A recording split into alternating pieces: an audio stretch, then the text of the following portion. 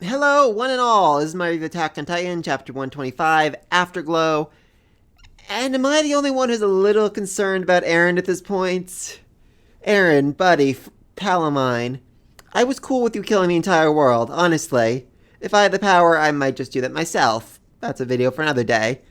But you're just really screwing up the plan here. I mean, first and foremost, people were crushed to death when you free the Titans. Your own people, you know, the ones you're trying to protect. I mean, you couldn't give out a little warning like, people of my kingdom, people who I'm trying to save, back away from the wall, back away from the wall. You know, watch the tram car, please. A little warning just to make sure no one got hurt. That's all I'm asking for. I kind of have to imagine, he doesn't have control of the power right now. Like, he was able to give the order, but that was it. Like, then afterwards saw the Titans eating people, so Eren's been, so overwhelmed by the power, he can't actually do or say anything right now, except give that one order. Go! Crush the entire world! Do that! And then he just kind of forgot of everything else. That was, all that was in his power. I don't know. And I feel like that'd be more useful than, letting the whole freaking world know, I'm coming to murder all of you! Okay, have fun. See you in a few minutes. Just saying there.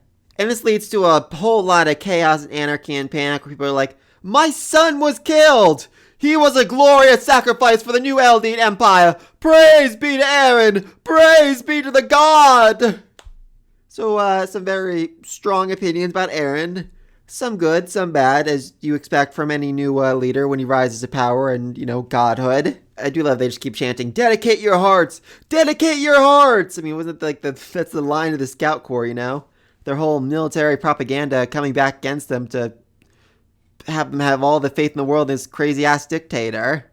And then, seriously, Eren, you trusted Flock. This dude right here with your big secret. No one else. Not Mikasa, not Armin, not Jean, not Hanji, not Levi, not Historia. Flock. Who the hell is Flock? I mean that seriously. I hadn't just watched the anime, I would have completely forgotten this character existed. And now he's like, I'm the one Eren put in charge of all this. Why? Seriously, Eren, why him? I'm really hoping he's just lying and saying, oh no, I just made all that up. Eren never really told me anything just to, get a position of power now. But that just seems like a really stupid thing either to lie about or for Eren to make actually happen. But okay. And seriously, Flock's whole, plan here seems to go completely against Eren's entire freedom for everyone thing that he's been going on his whole life, Oh, you're all just slaves. And then Flock is like, you all serve me in the Eldine Empire or I will shoot you in the head like I did this guy. And seriously, that is a freaking brutal headshot right there. Okay, so yeah, lots of chaos and anarchy all around. Anyway, then Hitch realizes that Annie woke up, and I'm actually really curious about this because didn't Armin have a whole mental breakdown last chapter where he's like, wait a minute, if all the crystal broke, that means Annie's alive. She probably busted out. I should go see her. And then this chapter he's like, oh yeah, I forgot all about her. I'm gonna go after Connie. He seems more important now than the girl I'm obsessed with because I ate the guy that was in love with her. Whole lot of questions about Armin's motivation right now, but we'll get into that. Anyway, so Hitch finds Annie, and Annie's so weak and exhausted, Hitch is easily able to out-maneuver her and smash her to the ground, which I just really love. Thankfully, they're able to come to some sort of negotiation where Annie's like, okay, listen, I want to get the hell out of here. I don't want to be in this kingdom. I don't want to be in this island anymore. It's just let me leave, let me go home, and I won't kill anyone here. Which is like, that seems like a reasonable offer. I mean, her feelings toward Annie have always been conflicted, confused. One of my favorite shots in the entire series is when they find out that Annie was actually the female Titan. She's like, my friend Annie, she was your friend too, wasn't she? She wouldn't let anyone in, and she was crushed to death. We couldn't even find her body, man. And then people was like, oh no, she was the female Titan who did all the damage. And they were like, still my favorite scenes in this whole series, gotta say. Also, turns out Annie has been awake these entire 4 years. She's been able to hear everything that Hitch and Armin have said to her. Which, interesting. Honestly, I'd rather have been, where she needed a full explanation, where they had to carefully explain to her every part of what she missed. So Historia turned out to be the queen. Historia! And Eren ended up eating her sister. What? Eren is a founding Titan power. What? Girlfriend, you kidding me? It's just like a full chapter of just her being shocked by everything that's happened. But this, catches up a little more easily. And it's actually interesting because she seems to have gained some empathy from all this. I mean, she said she didn't, feel bad about any people she killed because that was her mission. Now, after all these years of hearing their cries, their pleas, she's like reconsidering what she's done. Like, was I the bad guy here? I think I was the bad guy. I'm actually kind of curious if this works as a correctional technique in our world. Like we just lock sociopaths up behind bars where they're blindfolded and can't hear or do anything. And every couple days, someone shows up to tell them about their day and the stuff they're going through in their life, and then over time they start developing empathy. That could either be a revolutionary new method of rehabilitating people or a war crime. I'm not sure which. We'll figure that out down the road. Don't worry. Two favorite little moments here, though, is when Annie just points to the giant 20,000 feet Titans and say, "Yeah, we were trying to prevent that from happening." Oh my god, that's just so perfect. I mean, you kind of look at things differently now, and you're like, oh, maybe they weren't the bad guys. And then when Annie starts going to her life story, Hitch complains, and Annie's like, "I had to listen to you talk for 4 freaking years. Let me get a few words in, please." Oh, that was absolutely hilarious. Anyway, we finally learned about Annie's past. Turns out the man we've been seeing this whole time wasn't technically her father. Her mother was a Marleyan who had an Eldian lover and got knocked up, which... yeah, that's not a smart thing to do. I'm just saying. I mean, the same situation with Reiner's parents. His mother was Eldian, his father was Marleyan, and if anyone found out the truth, if anyone found out that his father had lain with an Eldian, he probably would have been shot and killed. Same with Annie's mother. I mean, I know the heart wants what the heart wants, but the heart should think a little more carefully before deciding to, sleep with someone that your entire race thinks are demons. Just saying. Bad choice on you. Anyway, her father, the man we keep seeing with the little walking cane, who's insisting his daughter's alive, who Annie keeps saying she wants to get back to, turns out he was an ass. I mean, seriously. He basically trained her and beat her for years and years, making her to a perfect warrior so that she could become a warrior. And she was so ticked off about it, she actually broke his leg so he could never walk straight again.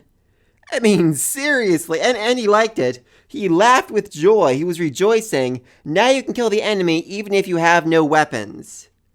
What is the deal with this man? I mean, yeah, it's the last day, he kind of redeems himself. Like, oh, the man kneeled before me and apologized. He told me that everything he taught me was a mistake.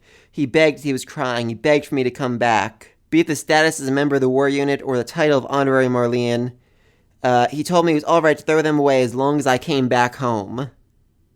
That man was my father. He thought of me as my own daughter.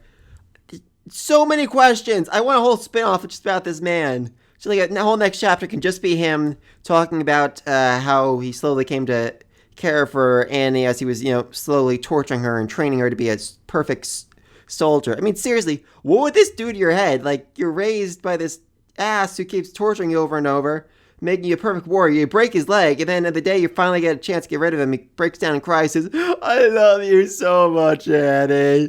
Please come back to me." So many questions about that. Wow, Annie's a pretty complex character. Speaking of her father, back in Marley, they're all panicking like, "You gotta let us out! The rumbling has started! They're all coming to kill us all!" And he's like, and the guards are just like, "I don't believe you. You're probably lying." Lying? Every other person in all the facilities are all saying the same thing. "He's coming for us. Run, you freaking moron!" "I don't think I believe you. I'm gonna arrest you." Which you gotta really wonder. They're already in an internment camp. What is arresting to them? Just a slightly smaller room they're sitting in?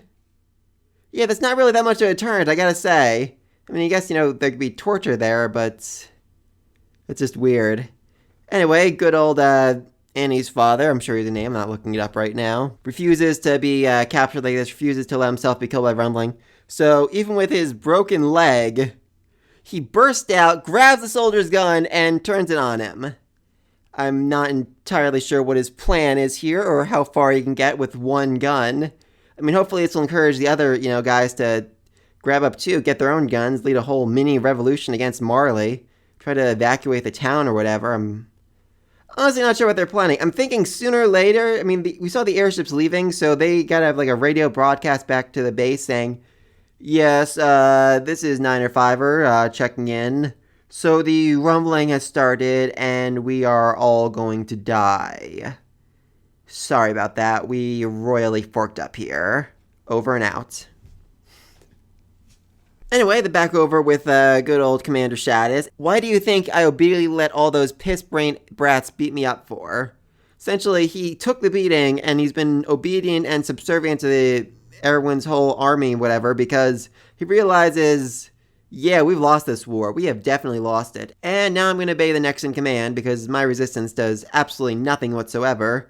But if I obey and keep moving forward and keep having my soldiers obey and keep moving forward, there will come a point where they can do some good down the road, whatever that might be. So good on him. I mean, it takes a real man, to get the crap beat out of him and not raise a fist, even though he could have definitely kicked all of their asses. Anyway, flash over to Armin. He's having a whole mental breakdown because everything's absolute panic and anarchy. No military command, Astoria is in danger, the entire thousands of people are dead. And the entire world's about to be destroyed. He just starts screaming his head off and realizing, so I'm going to go stop Connie from feeding this kid to his mother, because that seems like the smart choice to make right now. And of course, a lot more self-loathing, because he keeps saying, Erwin should have been revived, not me. It didn't make any sense to do it that way. And I don't think it would be a whole lot better with him. I mean, Eren can literally see the freaking future. He knows everything that's coming. So there's no real point strategizing around him. He will outplay you because he knows your next move. So yeah, he wouldn't be that much help here, just saying. Also, Mikasa's muffler's missing. I'm kind of curious where that went. I don't know, maybe Gabby took it because she thought she'd be cold on this journey, or maybe Eren somehow got one of his spies to bring it back to him or something. I don't know, it definitely feels significant that it's gone. And that she's upset that it's gone more than anything. I mean, the guy that gave it to her is literally planning on killing billions of people. Yet without it, she just feels empty. Like she's missing something. Anyway, then Kai and Gabi say goodbye before Gabi races off to try and save Falco. And very weird moment between them where she's like, oh, my name's actually Gabi. Oh no, I think Maya's a better name. Like, what? It's just a weird ending. It's a very awkward moment though. They definitely become like sisters in their short time together, and I really like that. Giving her a chance, understand the Eldian devil up close and personal. Anyway, they flash over to Peak and her commander watching the airships flee as fast as they can, realizing, yeah, we've lost here. We're going to try and regroup back home, but even then, there's a fairly good chance we're going to die here.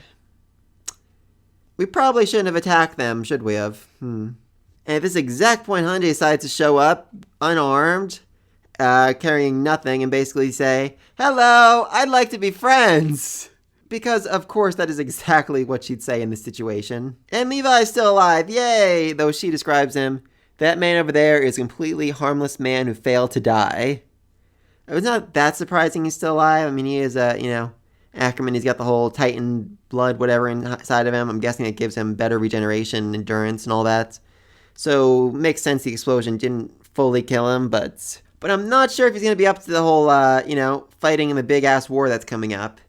I mean, our best-case scenario might be to make him a Titan, have him eat Peak or one of the other ones, so that he can absorb their power and revive fully and then go into war as a Titan.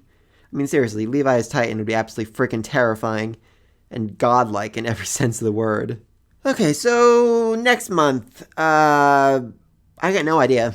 I mean, I have some idea. Obviously, Hanji's going to team up with Peak, and they're going to find a way to stop Eren by calling up Marley and saying, hey, listen, we're going to team up with the Eldians to stop the rumbling, and if you got a problem with that, we'll just wait 5 minutes till you're all crushed to death. sure there's going to be resistors, but I think at this point, they all realize the bigger threat isn't Eldian people. It's this one dude right here with a giant freaking army of Titans. As for Annie, I don't really see any way she could get back home. I mean, she needed to, like, sneak under the legs of the Titans to get around them. Or maybe just go around them, but then she'd be going, like, really freaking fast to make that work. So, hard to say. I have high hopes for her father. I mean, there's a good chance he could be shot by the next chapter. But I think, he could lead a revolt to take out the guards and just, take back Marley for himself, for the people, or just, escape it, really. Try to lead a revolt, telling people, get out of the city! The Titans are coming! The Titans are coming! Not sure what Mika's is going to do. I'm guessing she's going to look for her muffler, figure out where that went. Not gonna lie, when I first saw that, I thought it was some kind of crowd suppression device, like the muffler. And then only realized, everyone's reading the comments, everyone's like, where'd her scarf go? I'm like, she was missing her scarf? That made me feel very silly right there, I gotta say. I mean, there's still a whole Connie thing. He's going out to feed that kid to his mother. I really don't think that's gonna work. And I feel like more than likely Connie's gonna end up getting eaten, or maybe they're just gonna get there first and, like, kill his mother so that she can't eat the kid and something like that. Really couldn't say, but let me think all that down below. What's everyone going to do next?